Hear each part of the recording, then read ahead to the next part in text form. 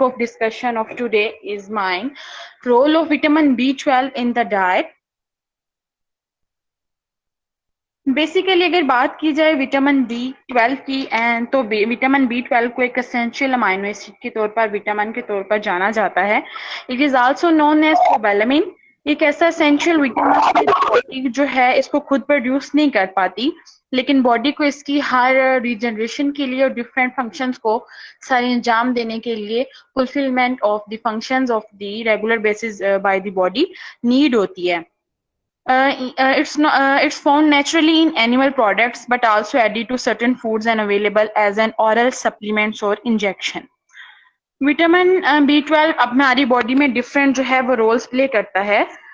Different जो है normal functioning को सपोर्ट्स करता है और हमारे नर्व सेल्स जो हैं उनको नॉर्मल फंक्शन करने के लिए सपोर्ट करता है. हमारे रेड ब्लड सेल्स को फॉर्मेशन में it's plays an important role and also in the DNA synthesis. Most of the जो अडल्ट होते हैं उनमें जो recommended dietary intake of vitamin B12 है वो इज 2.4 mcg. तो it's higher for women who are breastfeeding. Vitamin B12 may benefit your body in impressive ways such as by boosting your energy, improving your memory and helping prevent heart disease. If I talk about the benefits of the vitamin B12, it would be take a long of the time. I will conclude the most important and the most emerging effects of the vitamin B12. The first is the formulation and the helps in the red blood cell formulation and anemia prevention. Vitamin B12 जो है वो एक vital role play करता है हमारी body के अंदर red blood cells को प्रोड्यूस करने के लिए. जब हमारा विटामिन B12 का लेवल बॉडी में कम होता है तो रेड ब्लड सेल्स की रिडक्शन जो फॉर्मुलेशन है उस प्रोसेस में रिडक्शन आ जाती है. इस रिडक्शन की वजह से जो हमारी डेवलपमेंट होती है वो प्रॉपरली नहीं प्ले हो पाती. इस तरीके से रेड ब्लड सेल्स फॉर्मुलेशन की जो फॉर्मुलेशन है एक तो रिडक्शन आ गई है और दूसरी डेवलपमेंट में हर्डल्स आ गई हैं. हेल्दी रेड ब्लड सेल्स जो होती हैं वो स्मॉल और राउंड शेप के होते हैं, जबकि उनको लार्ज और टिपिकल बनाने के लिए ओवल केसेस में बनाया जाता है.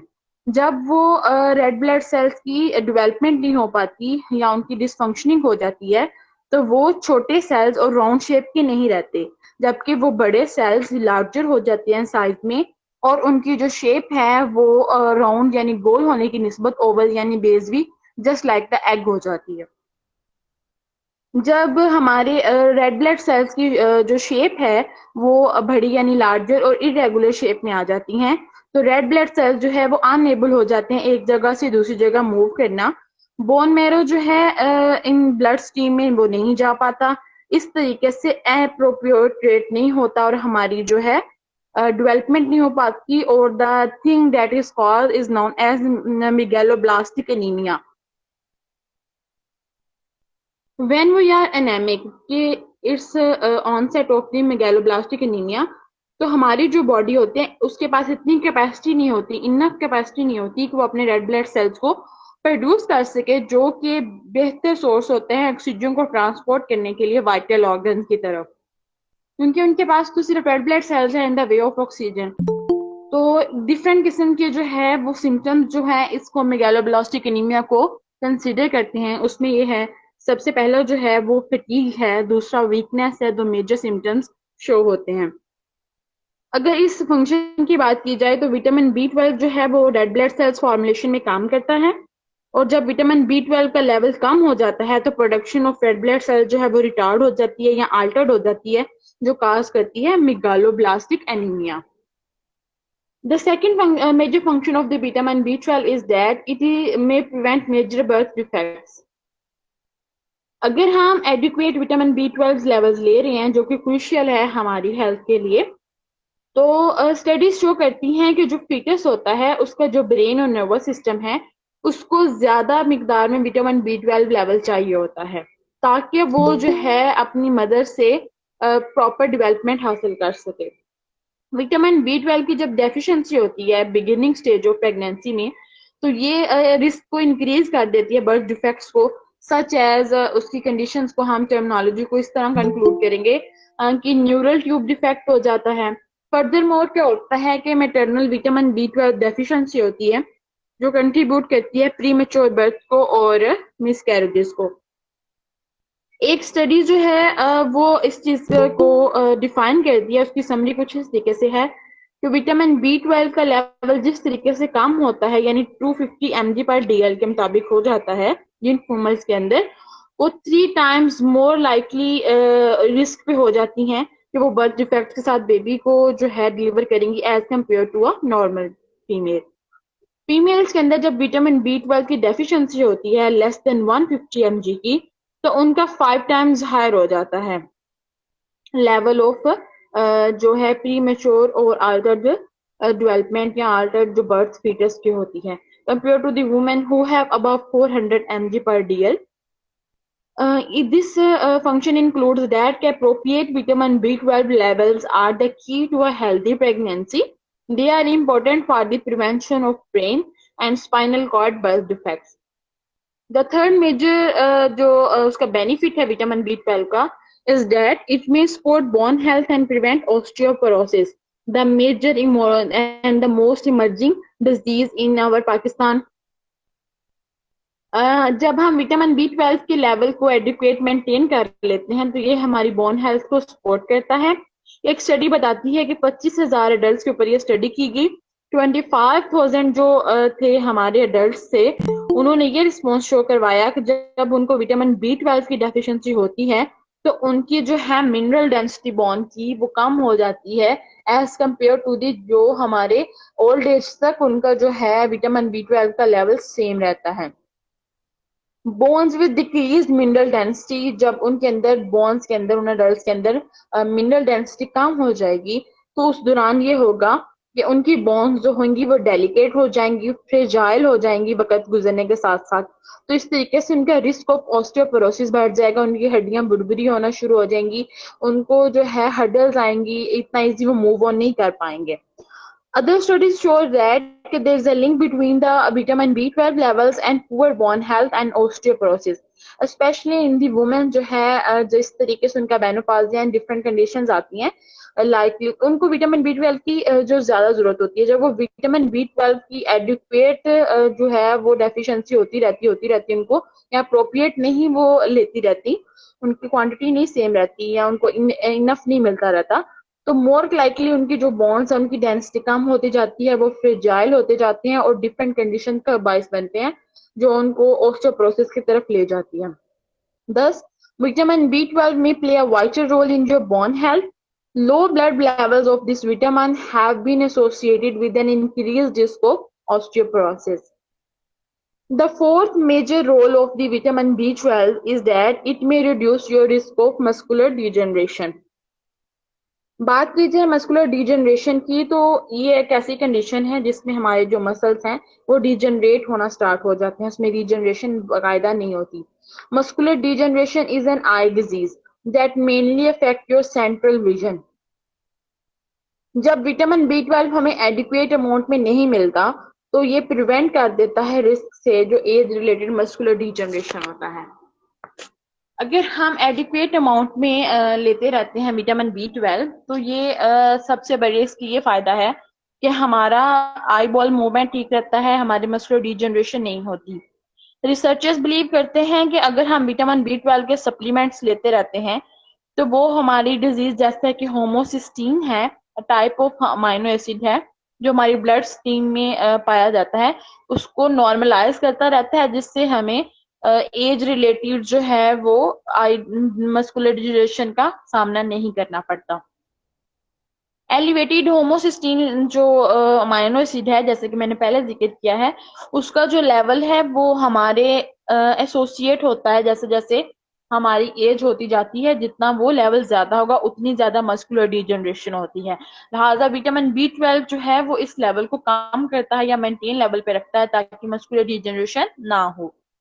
एक स्टडी जिसमें हमने 5,000 वुमेन्स के ऊपर की गई थी जो 40 अबव एज की थी, उनको कंक्लूड किया गया कि जब वो सप्लीमेंट्स लेती थी विटामिन B12 के along with the folic acid and vitamin B6 के, तो उनके अंदर जो मस्कुलर डिजेनरेशन वाला रिस्क था बिल्कुल खत्म हो गया था, किसी के अंदर रिड्यूस हो गया था, बढ़ा नहीं था।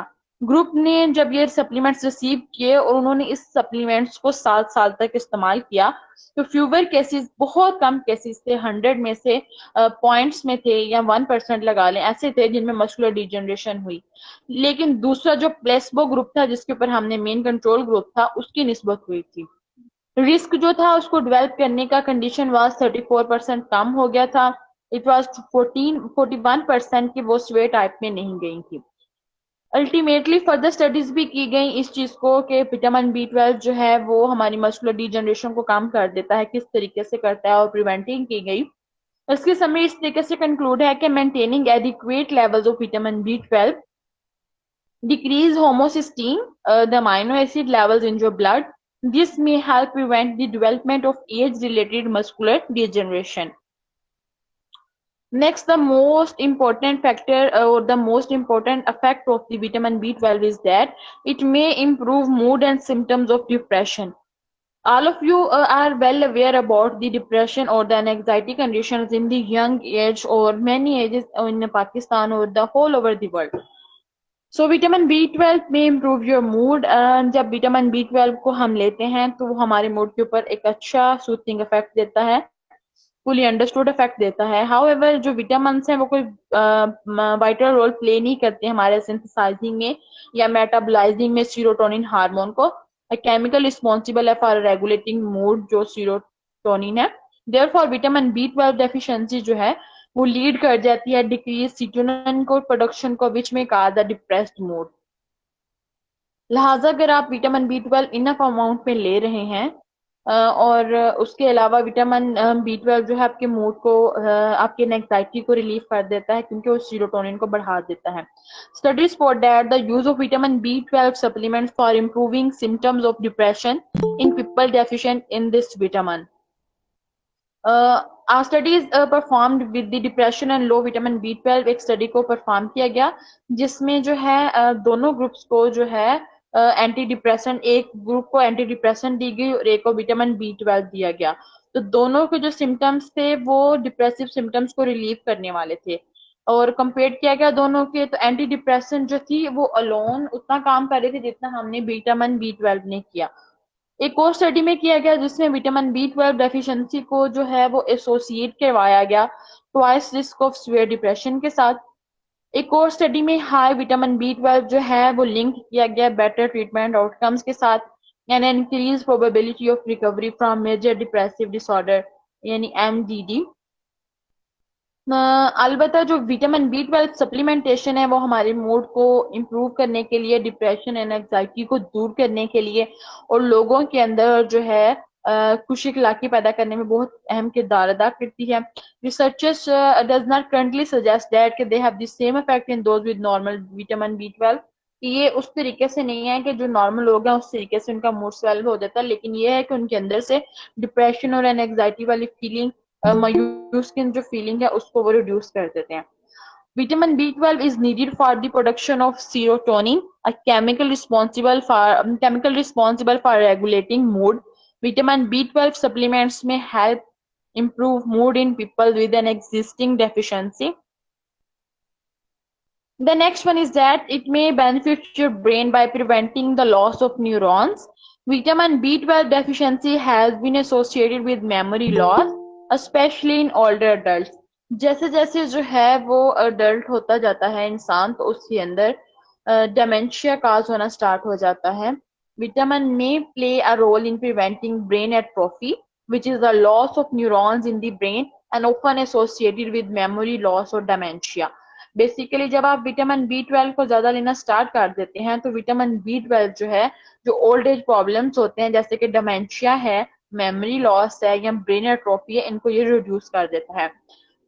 एक स्टडी जो कि अमेरिका में जो है वो की गई, परफॉर्म की गई, उसके अंदर ये देखा गया कि जो अर्ली स्टेज डिमेंशिया हो जाता है हमारे बड़ों में, उसका कम्बी अगर उनको हम विटामिन B12 और उनको ओमेगा 3 फैटी एसिड का कम्बिनेशन देते हैं सप्लीमेंट्स की फॉर्म में, तो वो मेंटल डिक्लाइन को कम कर देता है, मेंटल रिटार्डेशन को, मेमोरी लॉस को, ब्रेन एट्रोफी को कम कर देता है। इसी तरीके से एक स्टडी जो है वो इंग्लैंड में परफॉर्म की गई, जिसमें ये देखा गया कि विटामिन B12 का लेवल जो है लो साइड रखा जाए नॉर्मल में, तो वो कंट्रीब्यूट करता है पुअर मेमोरी परफॉर्मेंस में। एज अ रिजल्ट क्या होता है कि सप्लीमेंटिंग विद दिस विटामिन में improve memory even in the absence of a clinically diagnosed deficiency. मतलब किसी भी तरीके से अगर आपको जो है वो इशू हो मेमोरी लॉस का, तो वो उसको क्योर कर देता है। मोर रिसर्च इसके बारे में अभी इंक्लूडेड नहीं है, कंक्लूड नहीं किया हुआ, इवन तो कि बेसिकली आलमंड्स के तौर पे ये काम करती है, डायमेंशिया के काम के तौर पे करती है, लेकिन अभी रिसर्चेस जारी हैं। विटामिन B12 में help prevent brain atrophy and memory loss. More research is needed to conclude if supplementing with this vitamin can improve memory in those without a deficiency. The seventh one is the last one. Effect of the vitamin B12 is that may give you an energy boost. Vitamin B12 basically जब supplements हम जो है वो उसको लेते रहते हैं, तो ये हमारी प्रोडक्ट जो है सर्ज ऑफ एनर्जी का, यानी एनर्जी के जखीरे के तौर पे हमारा हमें दिया जाता है, जिसकी वजह से हम अच्छे से अपने रोजमर्रा के काम सर अंजाम दे देते हैं। विटामिन बी, जो तमाम विटामिन बी हैं वो इंपॉर्टेंट रोल काज करते हैं हमारी बॉडी को एनर्जी प्रोड्यूस करने के लिए, बी कम्प्लेक्स जो है। आल्सो उनके अलावा जो विटामिन B12 है उसकी अपनी ही अहमियत है, उसका अपने ही काम है। Currently there is no scientific evidence to suggest that कि विटामिन B12 सप्लीमेंट्स जो हैं वो बूस्ट एनर्जी करते हैं सफिशिएंट लेवल ऑफ विटामिन के साथ। जबकि दूसरी तरफ देखा जाए तो सिग्निफिकेंट रोल है, अगर आपके पास विटामिन B12 की डेफिशिएंसी होती है तो आप सप्लीमेंट्स नहीं ले रहे, तो आपकी एनर्जी लेवल रिड्यूस हो जाता है, आप थका थका फील करते हो, फ्रेजाइल हो जाते हो, सुस्त हो जाते हो, अपनी अच्छे तरीके से काम से अंजाम नहीं कर पाते। In fact one of the most common early signs of vitamin B deficiency जो है वो आपको फटीग हो जाती है, थोड़ा सा चल लेते हो, लैक ऑफ एनर्जी है ना, ग्लूकोज कम हो जाता है।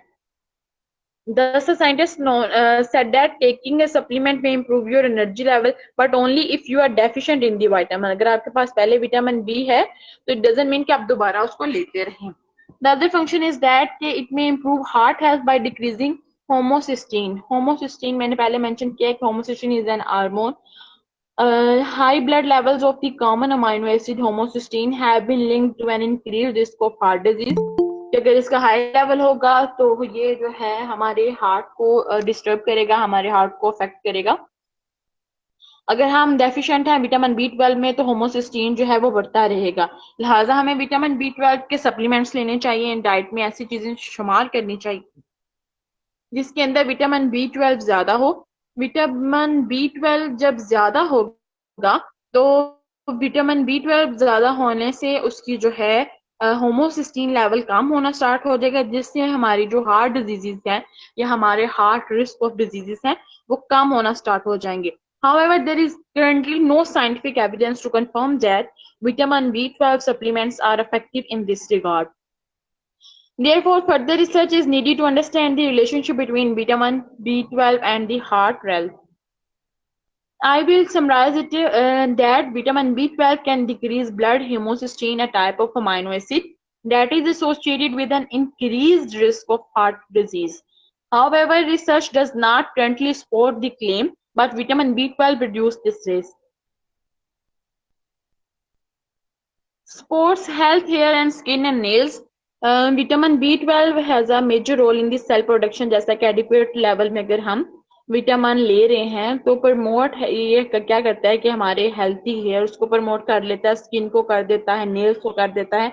इनफैक्ट विटामिन B12 लेवल अगर कम है तो ये हमारे डर्माटोलॉजिकल सिम्टम्स को शो करता है, जैसे कि हाइपर पिगमेंटेशन हो जाती है स्किन के ऊपर, नेल की डिस्कलरेशन हो जाती है, हेयर का कलर चेंज हो जाता है, व्हाइट ज्यादा हो जाते हैं, वर्टिगो हो जाता है, विटलिगो हो जाता है, लॉस ऑफ स्किन कलर हो जाता है, पैचेस में आना स्टार्ट हो जाते हैं, या एंगुलर स्टोमालाइटिस यानी इन्फ्लेम्ड और क्रैक्ड माउथ कॉर्नर्स हो जाते हैं।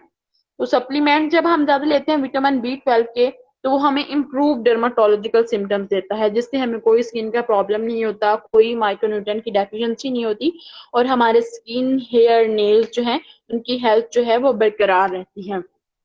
Healthy vitamin B12 levels are important for your hair, skin and nails. However, taking a supplement probably would not improve your health in these areas if your levels are already sufficient. इस बात को ज़हन में रखें कि ये तमाम फ़ायदे तब हैं जब अगर आप विटामिन बी 12 की डेफिशिएंसी के हैं।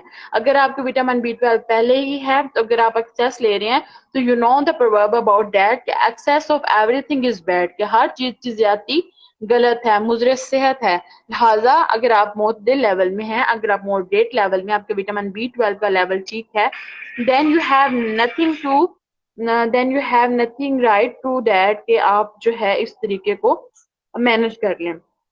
अगर इस चीज को देखा जाए कि हमारी जो विटामिन बी 12 की डेफिशिएंसी का रिस्क किन लोगों में ज्यादा होता है, ताकि आपको डिफाइन हो जाए कि हमने उस एज में इसको करना है।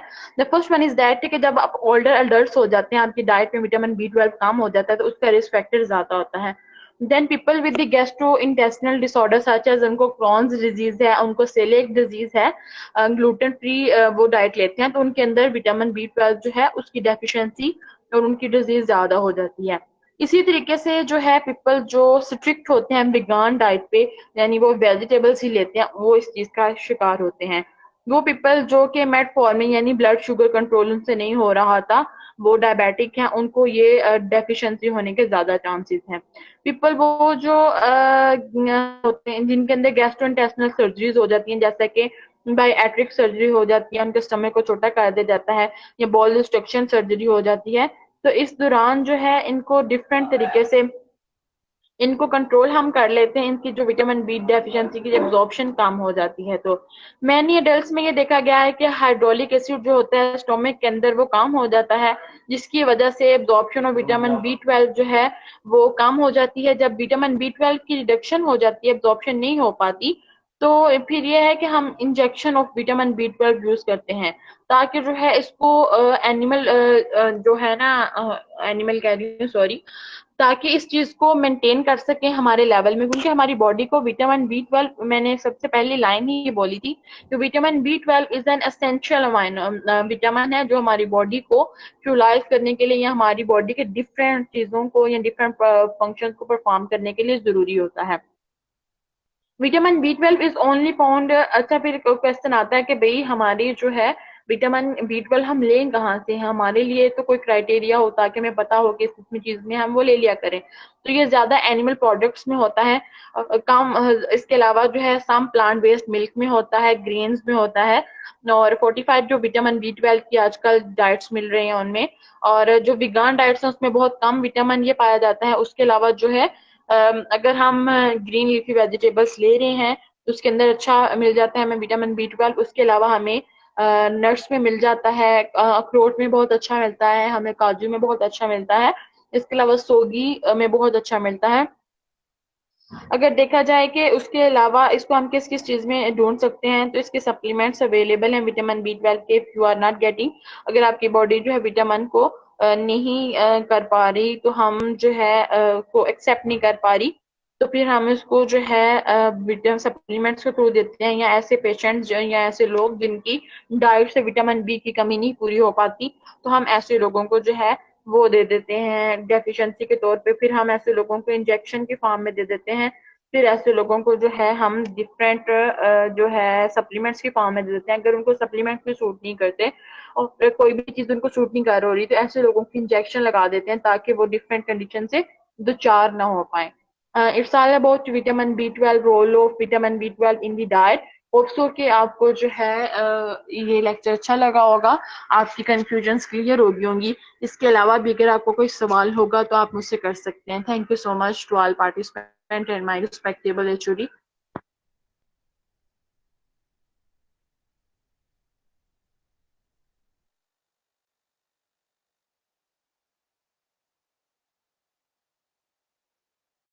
Bismillahirrahmanirrahim. Can everyone listen me? Yes Okay. Doctor Abiya बुक। Okay, thank you. Assalamu alaikum to all the listeners. The topic of my webinar is, as you all know, the innovation in the research techniques. And I have selected this topic based on various observations that while deciding the research study interest, the students usually of post graduation or the the faculty members that are going to submit their research products, they face the basic point of interest, that is the innovation or novelty in their research study. The first question raised by any listener or any examiner is that what is the novelty of your research work, or what is the innovation of your research work? So based on these queries, I have selected this topic and will discuss some methods or some clarifications about the innovation, how we can make our research study innovative. So what is innovation? First, it is needed to understand that what is novelty or what is innovation. Basically, it is a Latin verb, and it means that to renew or to generate. So innovation or novelty is the process of generating new and unique ideas or solutions and applying them to create values. Here we have some contradictions, but the basic theme of innovation or novelty is that you can invent an entirely new product or service or a study, or you can change an existing product or service to create something novel. Both these aspects should keep in mind while designing a research study, that it can be entirely new or can be pre-existing, but the methods or the techniques are changed to give novelty to the existing product or service, right? And there are various types of innovations, of course. Okay, another problem that whilst designing a study, we are focusing on the success. So not every innovation will be a successful end product. Here we face the problem that if negative results came out, you are designing a study to evaluate the anti-diabetic activity of a herb of or a medicine, and your research study predicts and proves that it doesn't act as anti-diabetic.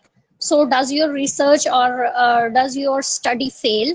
No, of course not. Innovation describes it that every result, whether it is negative or positive, is innovative if it is not already discussed or not already proven. So negative is also an aspect of innovation or novelty, but we should keep in mind the two things, that it should not be previously reported or should not be worked on the same parameters previously. So our theme should be to increase the chances of making a positive impact, but it is not compulsory to make positive impact, right, or positive result. So we have some steps here to make the process or make the study innovative. In the first glance, we should identify the problem. Here, most researchers or most project makers face the problem to identify the problem. First, when you will identify the problem, then you gain an idea to move forward. So it is a milestone, a first milestone that will show you the path towards your ultimate designation of the product or any service or any knowledge that you are going to be add in the research hub or research domain. So identifying the problem is the basic step, and this problem can be an existing problem within your target market, within your organization. You should examine the situation to understand the issue thoroughly, right?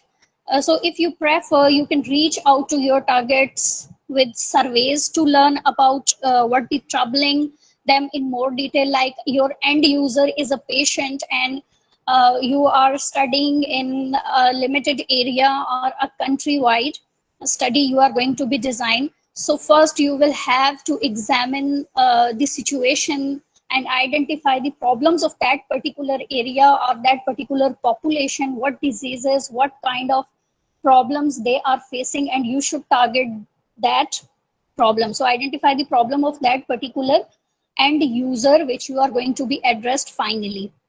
In this step 2, you should come up with the solution of that problem.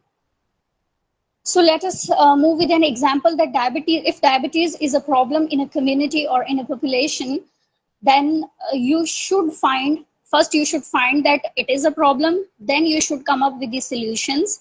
And while moving toward the solution, you can generate an idea for something that is not in existence before. In that particular population or that particular community, the solution that you are going to be designed, whether it is a herbal medication that should not be already in use or already in the practices, approved practices, scientific approvals should not exist before your research study. So this is the second point or second step, that you should design your solution or idea, and it should not be in existence before, or to build something new and far better than existing, right? Okay, what you need to keep in mind is that whatever your idea is, it should be profitable to your organization. It is very important point, and usually it is asked while assessing or while examining a research study, that what is the benefit of your research study or your product or service that you are going to provide at the end of this study. What is the benefit to the community, what is the benefit to the organization, and what is the benefit in the wide favor of your country. These are very important questions when you put forward any research project or research study towards the organizations like HEC, like Pakistan Science Foundation. They make a whole section to discuss these points in your research product templates, that what are the profits or what are the benefits of your study toward the organization. So keep in mind that your study should be benefited towards the country, towards the community, or at least towards the organization. Then in the step 3, you should test your solutions, that whether they will actually work. So before you start investing your money, your time, your efforts to prove your ideas, it is a healthy thought to test out a low invested prototype of it. And usually we say it as a pilot study, that when you have gained an idea or when you have designed a research study, then you should perform a pilot study before investing your money, time, and efforts in the wide range, right? Okay, then in the next step, you should put forward your idea or put forward your study that you have designed in front of the potential users or stakeholders, and see how they react. Their reaction is basically your success. Use their opinions, use the opinions of the experts, use the opinions of the stakeholders to refine your work and make it perfect. In the next step, you should, if you are going towards a patent in applied research, as when you will apply for a research project, they first ask you that whether your study is applied or not. So in case of applied research studies, you will have to put forward some product, and usually in the form of patent, when you are going to make your product patent, you should launch your product or service to the end user or to the target market, to see how it is being welcomed. So based on the response, you can continue to improve your product. Brainstorming is basically an important technique here.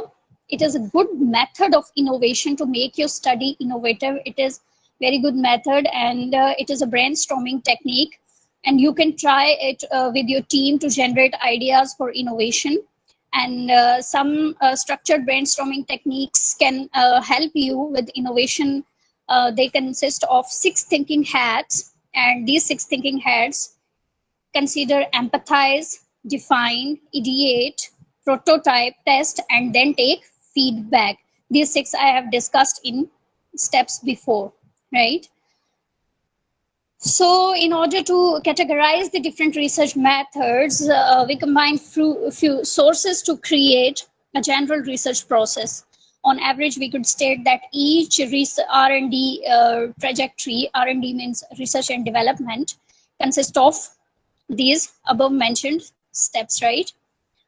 And moreover, research toolkit may also designed on four basic parameters, and every researcher, every scientist who is going to design a research project or a research study should consider these 4 points. First, it is the level of expertise that is needed to design a research study. Whatever techniques, whatever methods you are going to discuss or you are going to use in your study, there should be some personal power, some manpower that has expertise in those techniques or those methods, so that your time, your budget can be limited and wastage can be controlled. And the second one is investment, the total investment that is needed. It matters a lot, especially when we are studying or when we are performing any experimental study in a developing country. We need to consider this point very crucially, that is the total investment needed, because organizations have limited budgets and we also have limited budgets, so we should cover it up within the range of our investment that is affordable, so that our research work can be completed with smooth tracks. And thirdly, it is also important, that is the amount of time needed. So time limit for, especially for post-grad students like MPhil PhD scholars, where they have limited time to complete their degrees or complete their projects. So they have to calculate the time and their investment before starting a research.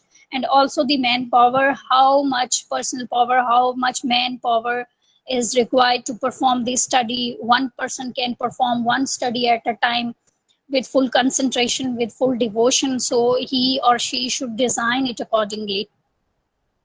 And based on these parameters, you as an innovation researcher could make an elaborated choice on which methods to use and why. You should decide which method you have to use and why this method you have to use. So to design this, to select this, that which method and why it is needed, you should follow the steps like buzz mining. Buzz mining is a very key and very basic need of a research study designing, because buzz mining is actually related to the working of bees. Buzz is the sound a bee produced while working with full devotion. So a researcher or a study designer should behave like a bee, and continuous effort and continuous learning and continuous observation should be keeping track of all the research design. So you will have to study at the vast interest of your topic. Then media scanning is also an important part, and you should actively scan media to stay up to date about that certain topic which you have already selected. If you have selected a disease or a medicine to investigate scientifically, then you should be up to date about the current scenario in that particular population or community or country about your topic. Then scenarios, using scenario planning methods to forecast different scenarios.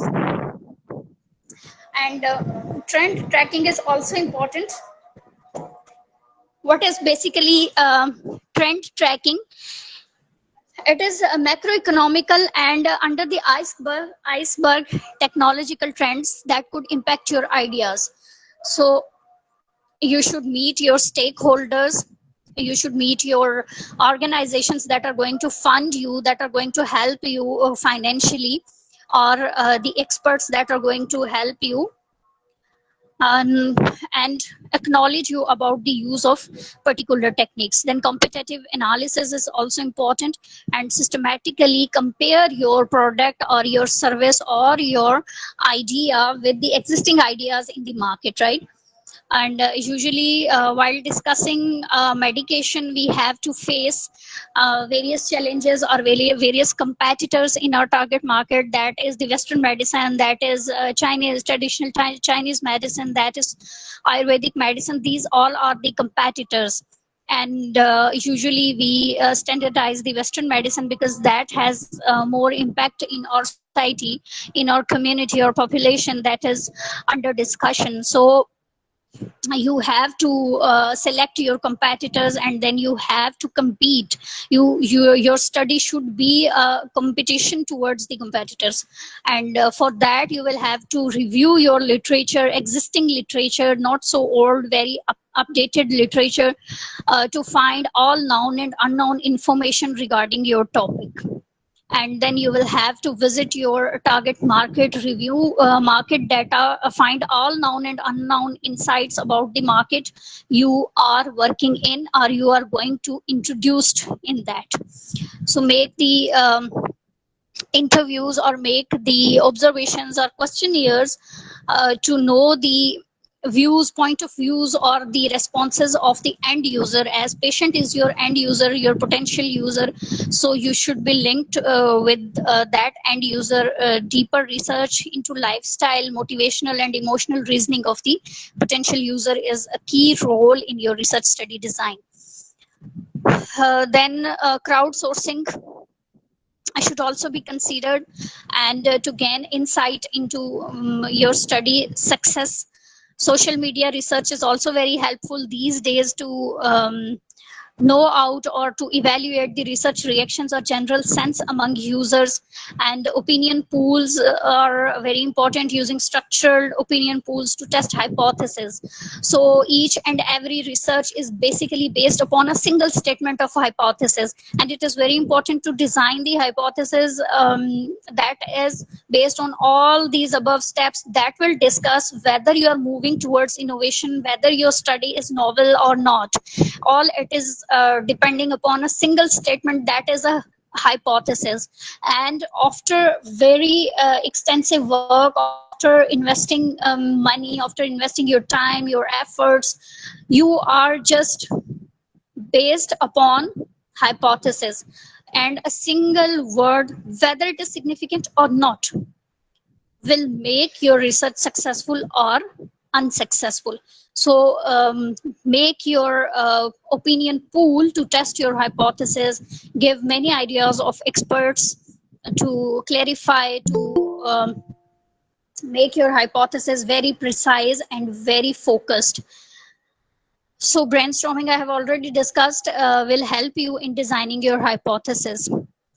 And rapid prototyping is a very important technique, using rapid paper prototype to sketch to test possible products. You should make a diagrammatic outflow of your whole study, that when you will start, from where you will start, how much you will invest your time, how much money, how much efforts, which techniques are to be selected, how much availability of these techniques is there for you, and what is the helping hand, like organizations or stakeholders, what are the end users and how they will help you out in assessing your response or success.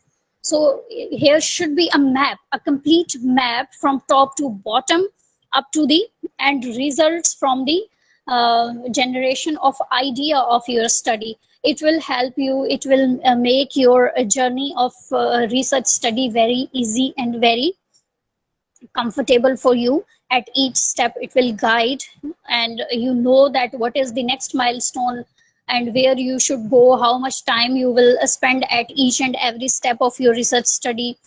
So it is very compulsory to make a diagrammatic representation or a map of your research study from start to end. Also, it is very important to map out or to sort out the SWOT matrix. I think you all know what is SWOT matrix. It is very important in research study designing, or also the projects have a separate section for this matrix. So it is the worse or the good, both outcomes, and it make us to clarify that whether we will generate a positive output or not, or if we have some problems or hurdles while performing a research study, how we can address those problems, how we can remove those hurdles, and what are the possible goods and bads that we have to face during our study. Before starting a study, you will have this matrix to elaborate all the possible do's and don'ts you have to face. Okay, then we have analysis, and analysis is the final step that is very important. You should analyze your results at each step. Don't wait till finalizing your research study or till end of your research study. Make your each and every step analyzed by various methods that you use, which is very suitable for your study, and this will help you out in determining that whether you are moving toward the significance of study or insignificance of your study. So at each and every step of your study, you will have to analyze, you should analyze your results. That will help you move in the next step, whether you should change or your direction is good and perfect regarding your research study. And I think analysis is the final step, and it will give you an output at each step. Even at the final study end result, you can give a significant or non-significant response of your study, of your hypothesis, by rejecting or accepting them. And here I want to quote that don't forget the first lesson given you in the matriculation grade about the biological methods. Till to your doctorate degrees, you will have to follow the same biological method to design your research, right? I want to repeat those steps. First is the biological question, evaluation of a biological problem or a biological question, then make observations, then make a hypothesis of that, and deductive or inductive reasoning of that hypothesis, then make experiment to evaluate your hypothesis, and if it supports the hypothesis, then accept it, or if it doesn't support, then reject it. But both acceptance or rejection is a result, and they can be reported with full confidence. Thank you so much for listening me, and if any query or any question, you can ask.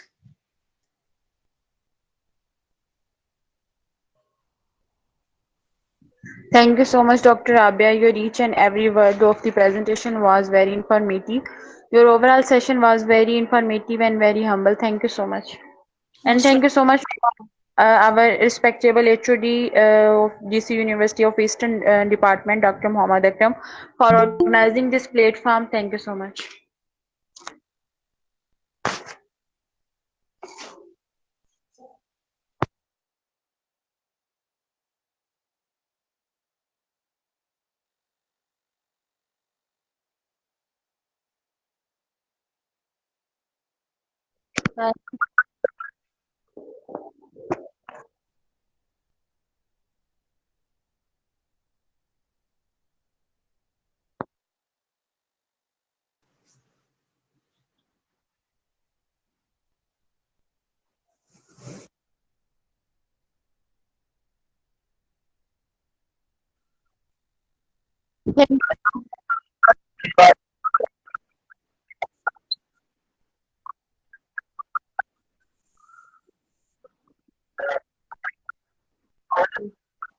Welcome, sir. Yes.